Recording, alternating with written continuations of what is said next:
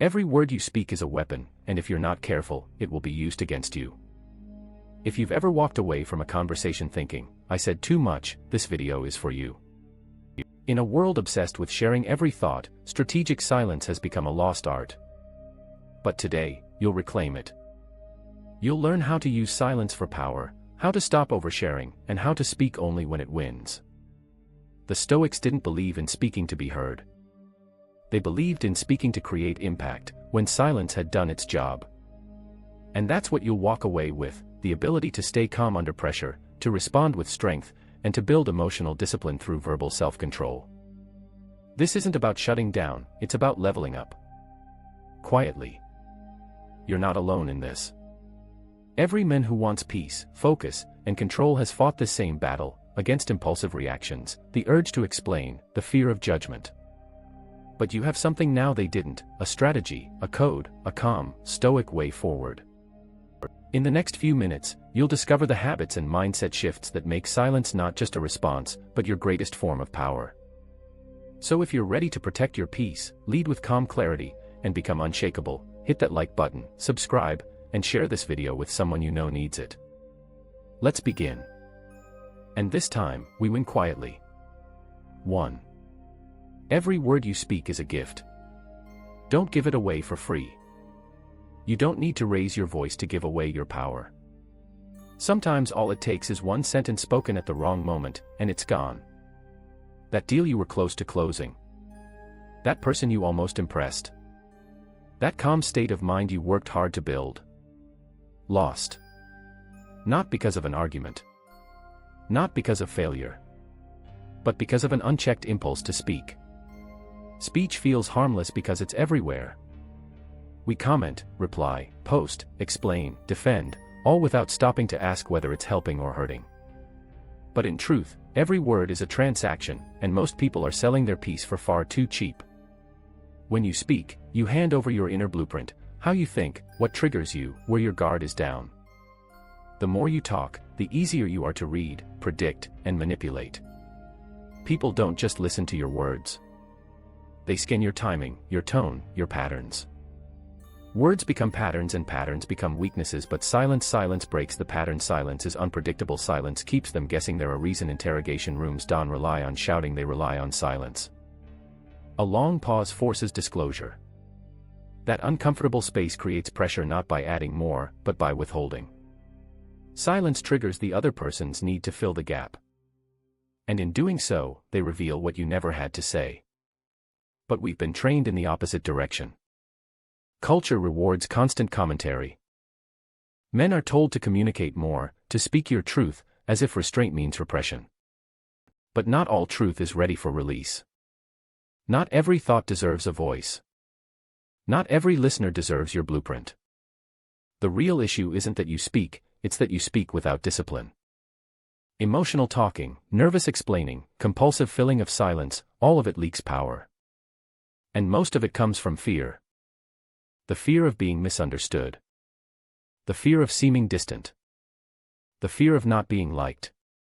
So we spill, and we think it's a connection, but it's just emotional leakage disguised as honesty. The Stoics understood this trap well.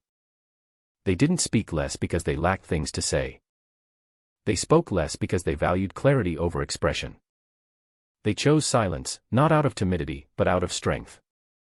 When they spoke, it landed, it shaped, it cut through noise. Because it came from stillness, not insecurity. Now think about your own day. How many times do you speak to win? And how many times do you speak to fill space? That coworker comment you didn't need to make, that explanation you gave even when no one asked, that opinion you threw in just to feel heard. Every one of those moments chipped away at your mental clarity. Each one was a withdrawal from your internal bank.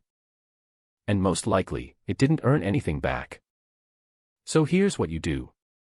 Build a habit of pausing, just 3 seconds, before you speak.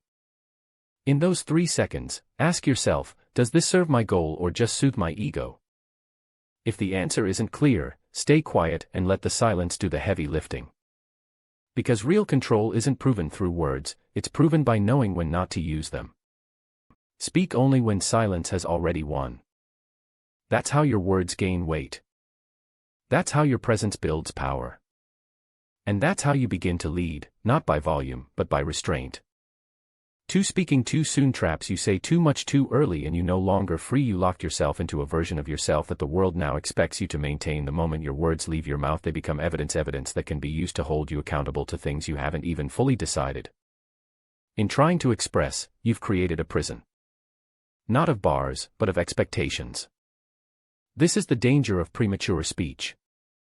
It feels harmless. You're brainstorming out loud, sharing ideas, just being honest. But in reality, you're surrendering flexibility. You've taken something fluid, your evolving thoughts, and made them public property. Now if you shift course, you seem flaky. If you pause to rethink, they say you're lost. If you grow, they say you're inconsistent. All because you spoke before you were ready. There's a deeper issue here though. Most men speak early out of pressure, not intention. You feel the need to say something so you're not mistaken for weak. You feel the urge to define yourself before someone else does. You want to be seen as decisive, bold, in control. But ironically, the one who speaks last usually has the strongest control, because he speaks from observation, not urgency. Think of it like chess. A rushed move feels powerful, but it's rarely strategic. You reveal your hand, the board tightens, and now you're reacting to your own overexposure. Had you waited just one more move, the whole game could have opened in your favor. In the workplace, this shows up in meetings where someone declares a plan too early, before understanding all the variables. In relationships, it's rushing to say what we are before the connection is truly tested. In business, it's announcing an offer before the market timing is right. Each time, the same result, you reduce your room to move. The Stoics moved differently. They didn't bind themselves to declarations. They lived by the principle of controlling what they could and observing what they couldn't. That includes speech. If the situation was still unfolding, they let it. They didn't get trapped by promises made in haste. They weren't in a rush to be seen. They preferred to understand. And when they did speak, it wasn't early. It was after the mind had settled.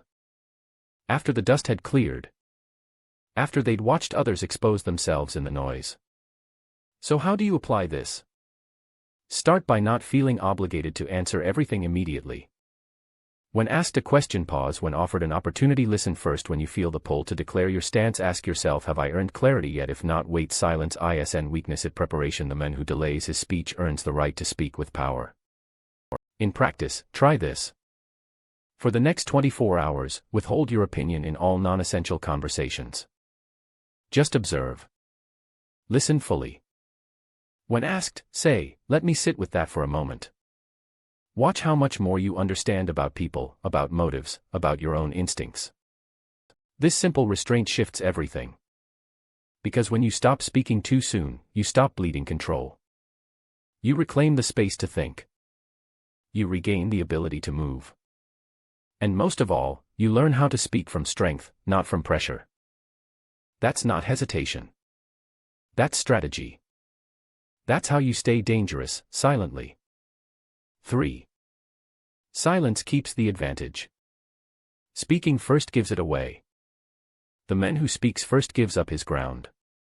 Not because his words are wrong, but because he reveals his strategy before understanding the terrain. Power isn't just about having the right answer. It's about choosing the right moment to speak it. And when you speak before the room settles, you don't lead, you chase. In any competitive situation, timing is more valuable than talent. You could have the sharpest insight, the most valid point, or the strongest logic. But if you speak before the dynamics unfold, all that strength turns soft. Because once your position is known, it can be studied, questioned, weakened. But when you stay silent, when you observe first, you gather leverage without lifting a finger. Think of the poker table. The quiet player who watches everyone before making a move isn't weak, he's dangerous. While the loud player shows his excitement or frustration, the silent one collects patterns. While one talks to impress, the other listens to win. That's not passivity. That's mental dominance. But here's the trap. Most people speak first to prove that they're not afraid. They want to show they're smart, engaged, on top of things. In meetings, they rush to contribute. In debates, they fire back instantly. In conflict, they talk over each other just to feel control. But that's not control. It's panic disguised as presence. The man who can sit in silence without losing composure holds more power than the one who argues with perfect logic because he controls the rhythm, and rhythm dictates who leads. If you let others speak first, you expose their logic, their emotional triggers, and their real motives. And with that insight, your few words, if needed, land like steel. Strategic silence turns you from participant to observer and from observer to commander. The Stoics knew this game. They didn't rush into speech because they understood that listening is intelligence under pressure. A man who listens well sees not only what's being said, but what's being hidden. And it's the hidden that controls the visible. The visible. They let others talk themselves into exposure. And when they spoke, it was from clarity, not ego. You don't need to interrupt to prove you understand. You don't need to answer first to show value. You just need to know what others missed. And you only gain that from restraint, emotional detachment, stillness before response. So here's what to do. The next time you're in a group setting, be the last to speak. Let everyone else reveal their views, their frustrations, their assumptions. Sit with it. Not to agree, but to collect. Then when you do speak, you won't be reacting. You'll be correcting. Not from emotion, but from precision. And when you're in conflict, hold the silence. Let the other person rush. Let them show their hand. Don't interrupt. Don't defend. Stay grounded. When the timing is right, speak, not to attack but to realign. That's not passivity. That's discipline in action. Because once you learn how to control your tongue, you learn how to command the room. You speak not from the need to be seen, but from the clarity of what must be said. That's how silence stops being a pause and starts becoming your sharpest form of presence. 4. Don't over-explain. Not everyone deserves to understand you. The moment you start justifying yourself, you lose more than time. You lose presence. Over-explaining is not clarity. It's emotional leakage. It's an unconscious plea for validation disguised as transparency. And the more you explain, the more you reveal your fear of being misunderstood. But here's the truth. Most people misunderstand you not because you haven't explained enough, but because they weren't listening in the first place. We've been conditioned to believe that clarity comes from more words. But clarity doesn't come from adding. It comes from precision. And precision requires restraint. You don't owe anyone a breakdown of your thinking. You owe yourself the discipline to protect your emotional boundaries, especially in a world that rewards performance over presence. If your truth requires a performance to be accepted, it not truth it. Performance over explaining comes from a very specific fear, the fear of being judged wrongly. So we try to control the narrative, preempt the misunderstanding, anticipate the doubts. But in doing so, we make ourselves smaller. We put our power in the hands of those we're trying to impress. And often they weren't even asking for an explanation. We just volunteered it, out of anxiety. It happens in meetings. You share an idea and immediately follow with disclaimers, caveats, and extra context. It happens in relationships. You make a decision, then drown it in reasons, hoping they won't question it. It happens in conflict. Someone challenges you, and instead of remaining calm, you defend, elaborate, and try to sound logical. But the more you talk, the more you sound like you're asking permission. And nothing erodes authority faster than the tone of apology in a man who hasn't done anything wrong. The Stoics didn't explain. They demonstrated. They believed in leading through consistency, not persuasion. If a man asked about their principles, they answered with action. They never saw explanation as a duty. Because to them, truth was something you live, not something you market. And the more you market it, the more diluted it becomes. This doesn't mean you should be vague or avoid clarity. It means you should speak with intent, not insecurity. Say what needs to be said, then stop. Let your statement breathe. Let others deal with their reaction. You're not responsible for how your truth makes them feel. You're only responsible for whether it's true, clean, and aligned. So what can you do? Next time you catch yourself rambling, pause. Ask, did I already make my point? If yes, end it there. Let the silence hold the weight of your words. You don't need to tie every thought into a neat emotional package. You're not a politician selling approval. You're a man standing on internal clarity. And clarity doesn't plead. Practice this. When you deliver your opinion, remove the filler. Cut the softening phrases. Drop the just so you know. Strip out the what I meant was, make the statement, then own the silence that follows. That gap is not empty, it's full of power. When you stop explaining, you stop asking for acceptance, and when you stop asking, you start leading, because in a noisy world of persuasion and performance, the quiet man who speaks only once and means it commands the deepest respect. 5. Timely silence earns respect. A man who speaks in every moment loses weight in every word. The more you offer opinions, explanations, or reactions, the more your voice blends into the noise. And when your voice becomes predictable, it stops commanding attention. Not because your ideas are weak, but because your presence lacks restraint. Verbal self-control isn't silence for silence's sake, it's how respect is built without demanding it. Most people misunderstand the power of speaking less. They think silence means lack of knowledge, disinterest, or passivity. So they rush to contribute in meetings, fill social spaces with updates, or insert themselves into conversations just to be noticed. But attention is not respect. Presence is not power. And speaking constantly is not the same as being heard. The real impact comes from selective speech. When you speak less, but every word lands. Think about the most respected person in a room. It's rarely the loudest. It's the one who waits, the one who holds back, listens longer, and only speaks when the moment demands it. When he does, the room leans in. Not because of volume, but because of reputation built on restraint. This isn't about being passive. This is about being deliberate. When you speak all the time, people assume you're always available. But when you're measured, when you speak only when you've observed and processed, people begin to notice you differently. Your words carry weight not because of how loud they are, but because of how rare they are. In the workplace, this plays out in meetings. The junior employee jumps in at every opportunity.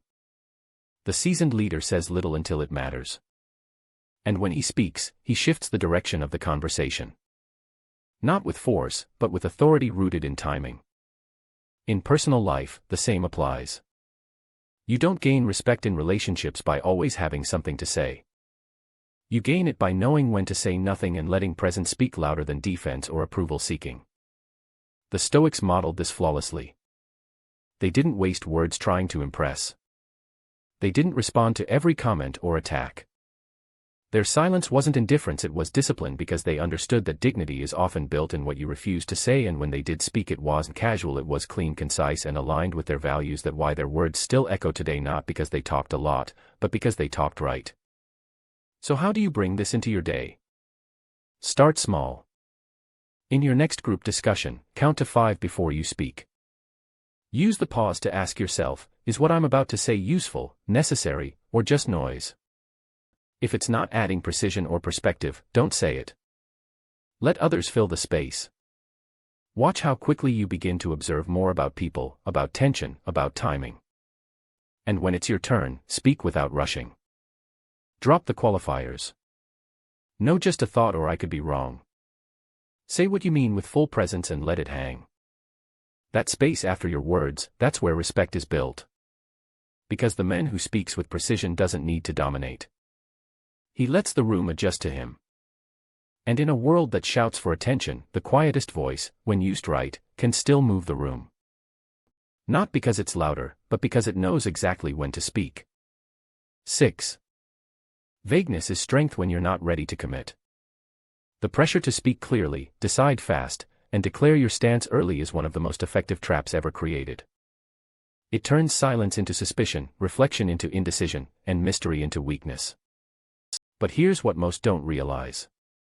When you speak too clearly, too soon, you don't sound decisive, you sound exposed. Ambiguity when used with discipline is not confusion, it's control. Modern culture has conditioned you to think that being unclear is a flaw. So you rush to label everything, define the relationship, set the direction, declare the plan. Even when you're still figuring it out, you feel the pressure to speak like you've already arrived. But power doesn't move like that. Power moves through patience, adapts through observation, and only sharpens when the timing is right. When you commit to clarity before you're ready, you cut your own flexibility. You eliminate the option to pivot, and the moment you declare a position, others will box you into it. Now, if you evolve, they call it inconsistency. If you pause, they call it doubt.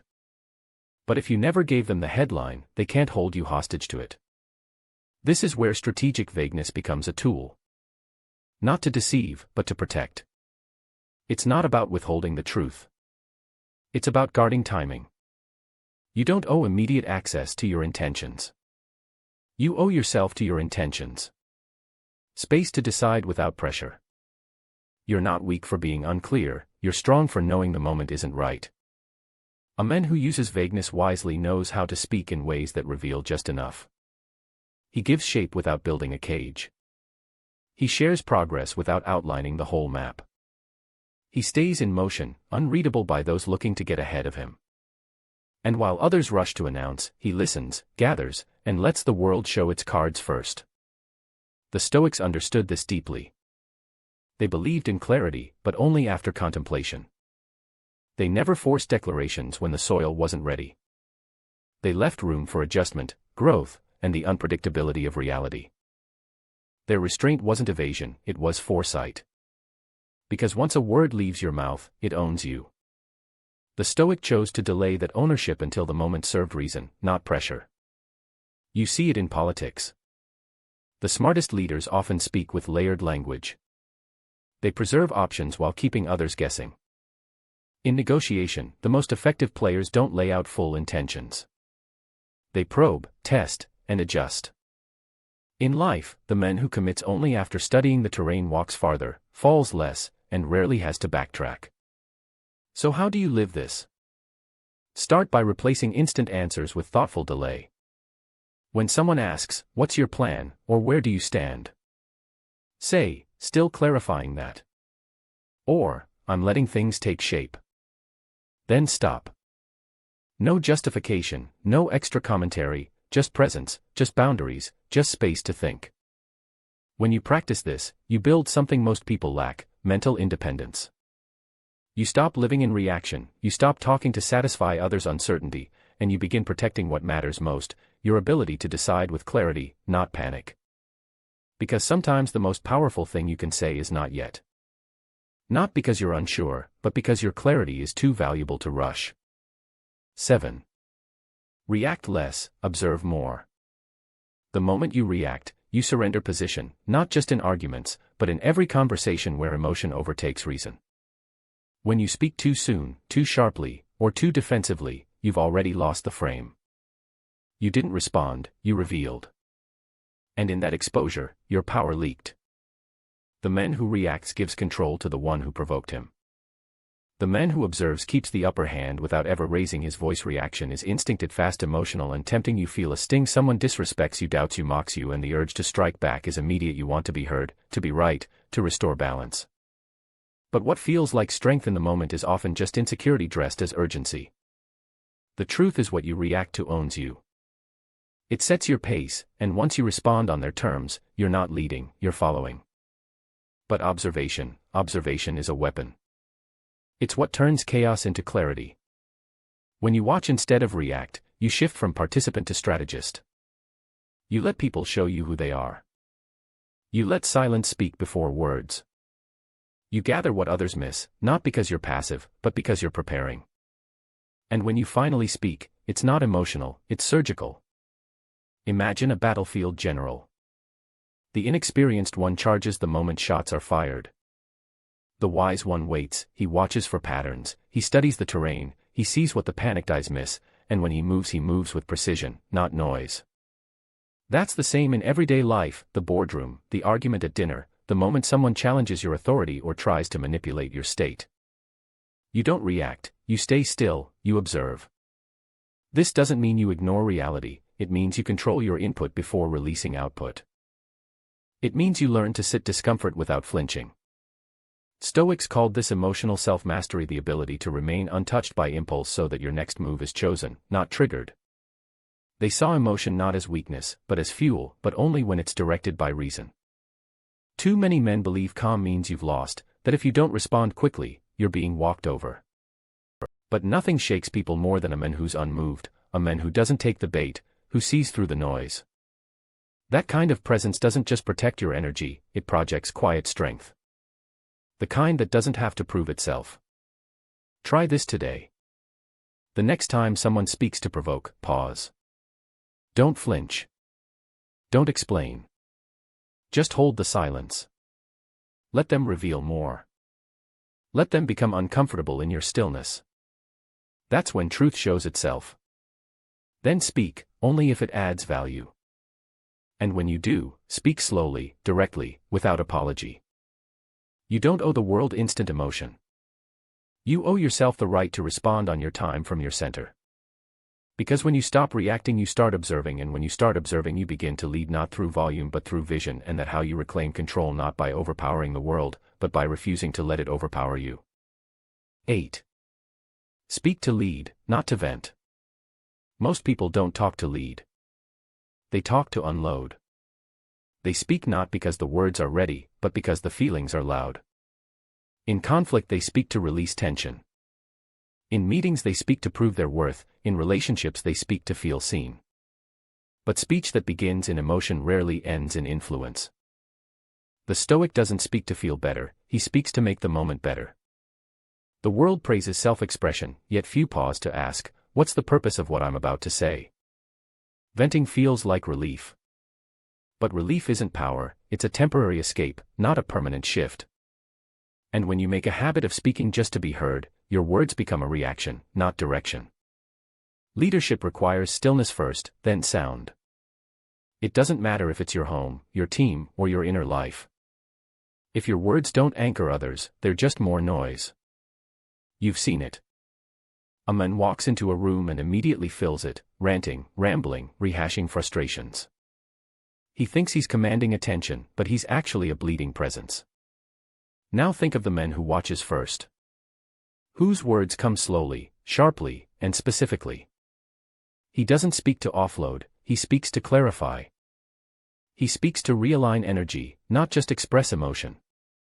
That's not stoicism as silence, it's stoicism as command.